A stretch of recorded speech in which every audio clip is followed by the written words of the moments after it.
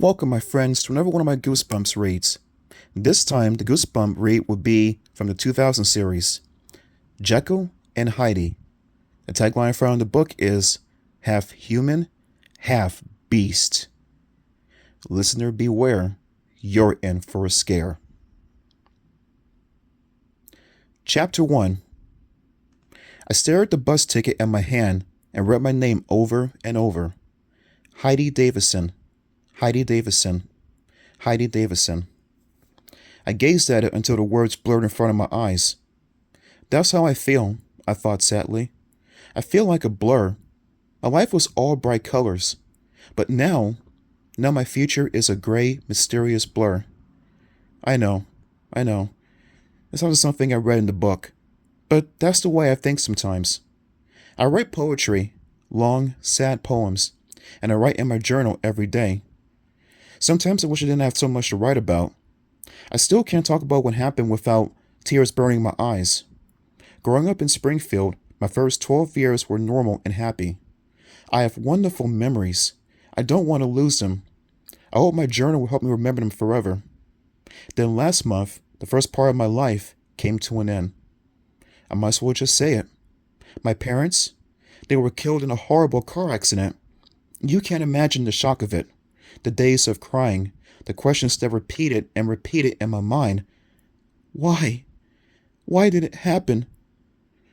Sometimes I felt too overwhelmed by sadness to get out of bed, and sometimes I found myself feeling angry.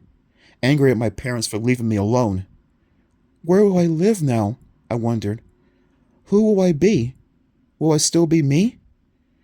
We have such a small family. I was sent to live with my only uncle, Dr. Palmer Jekyll. He and my aunt are divorced. He lives with his daughter, my cousin Mariana, outside a small village in northern Vermont. My parents and I visited Uncle Jekyll only once, when I was 5. I don't remember much about that visit. I remember Uncle Jekyll's dark old house, an enormous mansion. I remember long halls, big empty rooms with chairs and couches covered by dusty sheets. I remember the bubbling, churning equipment in my uncle's lab, electrical coils, tangles of wire, shelves of glass tubes. He's a scientist. I don't know what kind. I remember his stern face, his skin so pale I could almost see the bone underneath it. His cold gray eyes, his long bony hands on my shoulders, guiding me out of the lab, gently but firmly. This is not a place for you, Heidi. I remember his voice, strangely high and soft, a whisper. And what did I say to him as he led me out of his lab? What did I say that made him laugh so hard? Oh, yes. I raised my round 5-year-old face to him and asked, Are you Frankenstein? He laughed so hard, a high choking laugh, and then he told my parents, and they laughed too.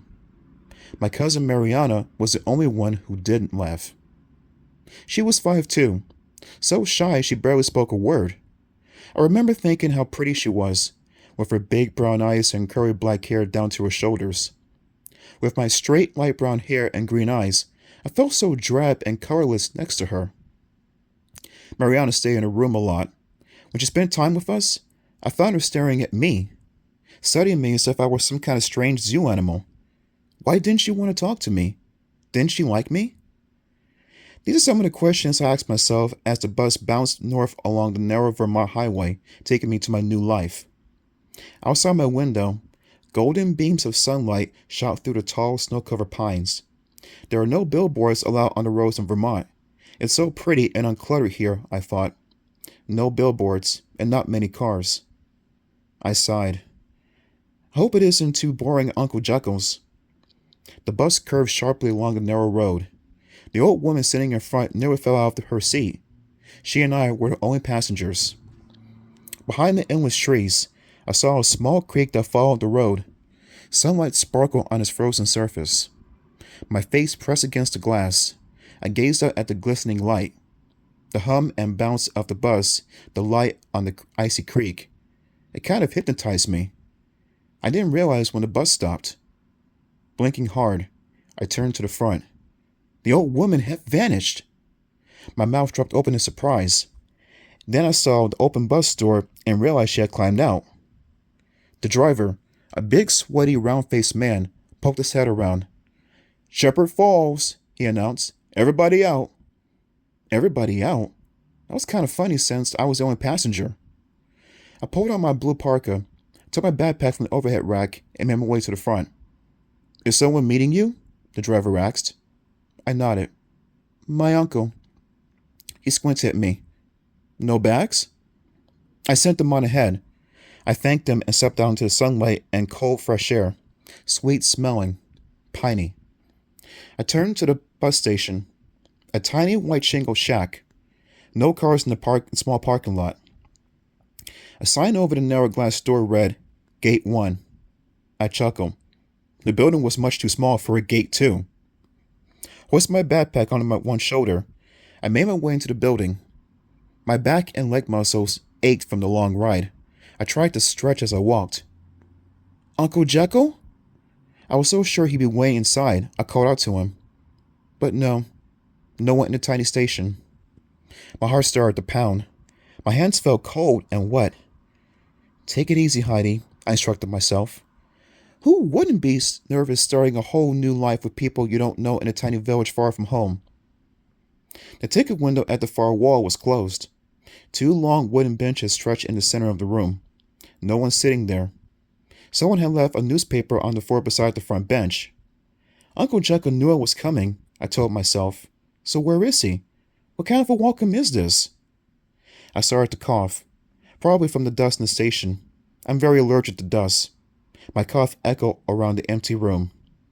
I turned and hurried back inside. Outside. Had Uncle Jekyll pulled into the parking lot? No sign of him. I don't believe this, I muttered to myself. Shielding my eyes from the sun, I spotted a payphone on the side of the station. I'd better try calling him, I decided. I dropped a quarter into the slot and punched in 411. The information operator had a New England accent.